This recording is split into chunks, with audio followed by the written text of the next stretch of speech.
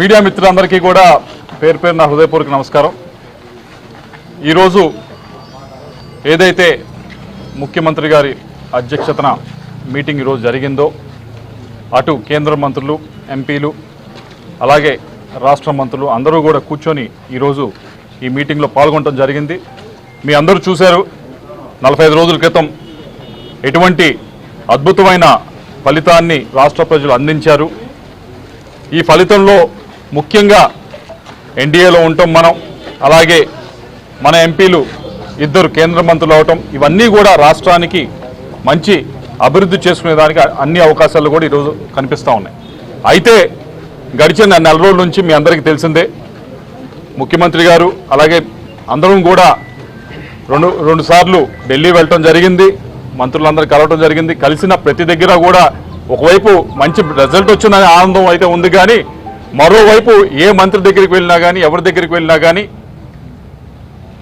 చెప్పినప్పుడు రాష్ట్రానికి రావాల్సినవి ఇవి అని చెప్పినప్పుడు ప్రతి ఒక్కరూ కూడా వారి వైపు నుంచి మనం ఏదైతే రిక్వెస్ట్లు పెడుతున్నామో వారి వైపు నుంచి రాష్ట్ర ప్రభుత్వం రాష్ట్రానికి సంబంధించి కంప్లైంట్ లిస్ట్ మాకు ఇదిగోండి, హౌసింగ్లో అయితే మాకు ఇబ్బంది ఉంది, రాష్ట్రం వైపు నుంచి గడిచిన 5 సంవత్సరాల నుంచి ఇలా జరిగింది, ఇలా రైల్వేస్ అయితే, రోడ్స్ అయితే, హైవేస్ అయితే చాలా మటుకు శాంక్షన్ అయి ఉన్నాయి, కానీ చాలా చోట్ల ల్యాండ్ ఎక్విజిషన్ దగ్గర వీటి దగ్గర ఇబ్బంది పడుతూ ఉన్నారు. అలాగే రైల్వేస్ సంబంధించి డబులింగ్ కానీ అలాగే కొత్త లైన్స్ కానీ ఇవన్నీ కూడా శాంక్షన్ అయి ఉన్నాయి. వాటికి సంబంధించి కూడా ఏదైతే ల్యాండ్ ఎక్విజిషన్కి డబ్బులు ఇవ్వాలో అవన్నీ కూడా ఇవ్వకుండా, ఇవన్నీ కూడా హార్డ్ ఇన్ఫ్రాస్ట్రక్చర్ ఇవన్నీ వస్తే రాష్ట్రంలో మనందరికీ తెలిసిందే, మనకున్న రాష్ట్రంలో ఉన్న పోర్ట్స్ కానీ హైవేస్ కానీ ఇవన్నీ కూడా పూర్తయితే ఏ విధంగా మన రాష్ట్రం అభివృద్ధి చెందుతుందో మీ అందరికీ తెలిసిందే. ఇవన్నీ హార్డ్ ఇన్ఫ్రాస్ట్రక్చర్, ఇవన్నీ కూడా జరగకుండా ఆగిని వీటన్నిటిని కూడా ముందుకు తీసుకెళ్ళాలి అనే ఉద్దేశంతో ముఖ్యమంత్రి గారు మా అందరినీ కూడా కోఆర్డినేషన్ చేసుకుంటేనే పనులు అవుతాయి. మంత్రులు, రాష్ట్ర మంత్రులు కేవలం ప్రపోజల్స్ పంపించినా లేకపోతే మాట్లాడినా కానీ ఒక స్థాయి దాకానే పనులు కేంద్ర ప్రభుత్వంతో అవుతాయి. అలా కాకుండా అక్కడ మేము ఉన్నప్పుడు మేము మంత్రులు కానీ కేంద్ర మంత్రులు కానీ మేము కానీ అక్కడ ఢిల్లీలో ఉన్నప్పుడు వాటిని ఎక్కడ ఏ ఫైల్కి ఆ ఫైల్ మూవ్ చేస్తేనే, ప్రతి ఆఫీస్లో మూవ్ చేస్తేనే ఇప్పుడు ఇవన్నీ కూడా పూర్తయి మంచిగా ఎన్డీఏలో ఉన్నప్పుడు మనం దాన్ని అవకాశంగా తీసుకొని ఫండ్స్ తీసుకొచ్చేదానికి రాష్ట్రానికి తీసుకొచ్చేదానికి అన్ని విధాలుగా అవకాశాలు ఉన్నప్పుడు మనం సద్వినియోగం చేసుకోవాలనే ఉద్దేశంతో ఈరోజు మంచి మీటింగ్ పెట్టడం జరిగింది. దీంతో పాటుగా రాబోయే బడ్జెట్ సమావేశంలో ఏ విధంగా మనం అనుసరించాల్సిన వైఖరి ఏమిటి, ఏ బిల్స్ రాబోతున్నాయి, ఆ బిల్స్ పైన మన వైఖరి ఏంటి, ఇవన్నీ కూడా మేము మాట్లాడుకోవడం జరిగింది. తప్పకుండా ఈ కోఆర్డినేషన్ అనేది ఏదైతే రాష్ట్ర ప్రభుత్వం, రాష్ట్రంలో ఉన్న మంత్రుల వైపు నుంచి, ఎంపీల వైపు నుంచి ప్రతి ఒక్కరికి కూడా ఇవ్వడం జరిగింది. ఏ మంత్రికి, ఏ శాఖకి, ఏ ఎంపీ ఎవరు కోఆర్డినేషన్ చేస్తారు కేంద్ర మంత్రితో కలిసి అని చెప్పి ఇవ్వడం జరిగింది. వాటిని మీడియా మిత్రులు కూడా ఇవ్వబోతా ఉన్నాం.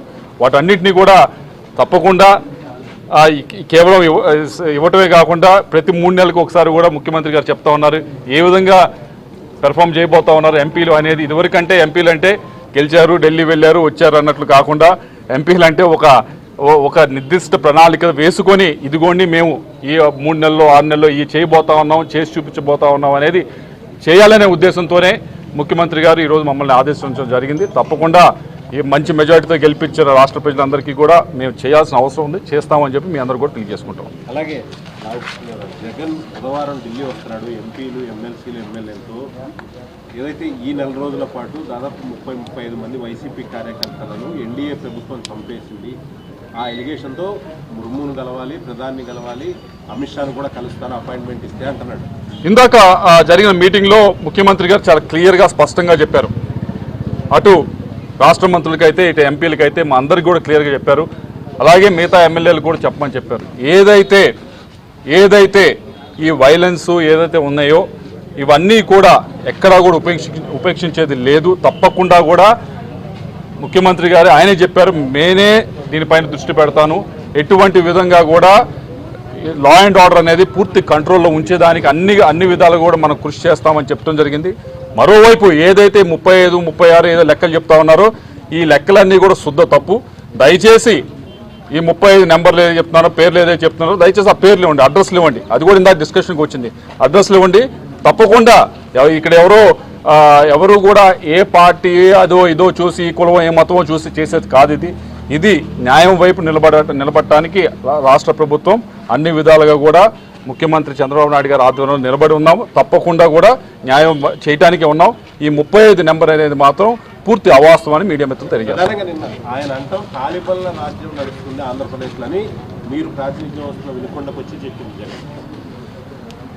ఏదైతే వినుకొండలో అయిందో ఇష్యూ, దాన్ని పూర్తిగా కూడా పక్కదోవ పట్టిస్తూ ఉన్నారు. ఏదైతే విషయం జరిగిందో అది ఈరోజు పుట్టిన విషయం కాదు. గడిచిన 2 సంవత్సరాల నుంచి కూడా ఇది నడుస్తూ ఉంది. ఏదైతే ఆ ఇద్దరు వ్యక్తుల మధ్య గొడవ ఉందో ఆ గొడవని ఈరోజు పార్టీ పరంగా ఈరోజు పూయటానికి తయారయ్యారు.